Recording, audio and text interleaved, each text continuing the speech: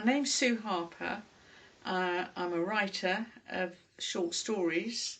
They're, I suppose they could be categorised as feminine Gothic. They're about the body.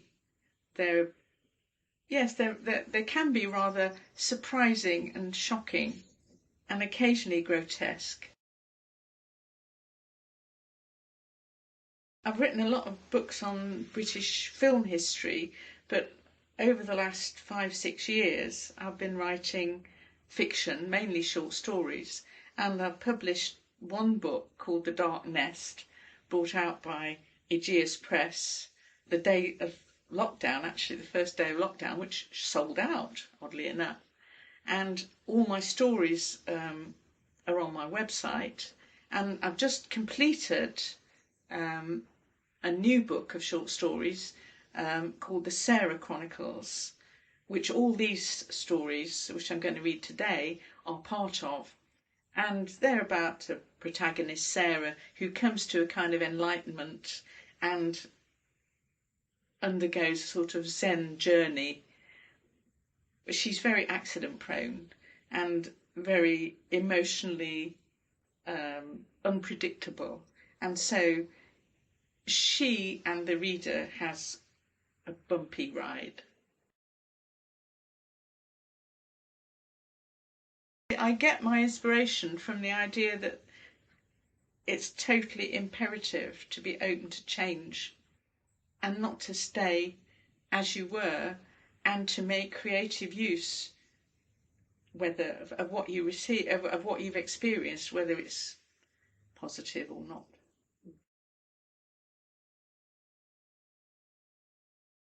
A sense of surprise and shock that everything is not necessarily as it seems, and that you can be overtaken at whatever time of life by new experiences, and that you can become wise without being boring.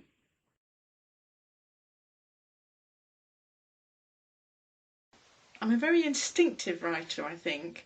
Sometimes I work on prompts that are given by various writing groups I go to, but mostly I'm inspired by things that happen unexpectedly, because they always start off with an element of surprise, my stories, and it issues from me seeing something and thinking, that's odd, or it's not supposed to be like that, or I never thought I'd feel like that. So it all starts off from a feeling of disjuncture, I would say, and shock. And in a sense, that's what I receive, and that's what I hope the stories will provoke in the reader. I hope they won't be the same as they are, the same at the end as they are in the beginning. And that's one of the reasons, I think, why they're so short. The stories are about 500-600 words long, 7 occasionally, but quite rarely. And it's because they're so intense. I'm hoping to take the reader into that world and experience it, and then probably with a sense of relief come out of it again at the other side.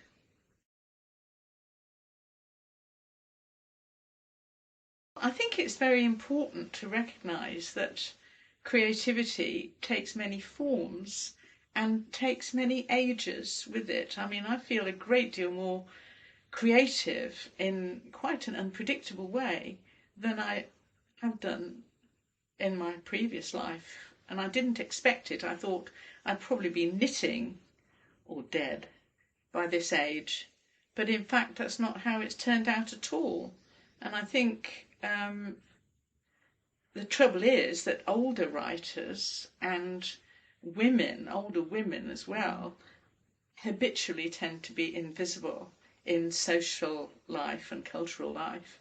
I mean, not that I'm intending to or able to overturn that, but I think there is a wisdom that comes from age, and there's also a lot of misery that comes from age as well, and a lot of disillusionment and a lot of shock. And I'm hoping to deal with that in fiction. Also, the other thing about being an older writer is, or an older artist, you've read more, you've done more, you've got a lot of you've got a lot of experience, both cultural and social and personal, to draw upon. So I think it's more rich. Um, as long as you don't become boring, that's the main thing. Um, and as long as you don't have any expectations. But I have found it politic not to reveal my age when I'm writing in to try to get a book contract, or an agent or something, because you can see how it go, can't you? Writing granny and hamster, or something like that. I mean, I want to take the best thing about the maturity of one's mind in older life, but also try to evade some of the cliches that can ensue about being an older person or an older artist. You don't, if you're lucky, and I am lucky, you don't lose things, you only gain them. Well, I've always wanted to be a writer, and I can remember I come from a working class family, um, you know, and I remember being asked what I wanted to do when I grew up. And I think the person who asked me expected me to say, I want to be a wife, or I want to be a nurse. Um, but in fact, what I said was, and I was 8 years old at the time, I want to be an intellectual.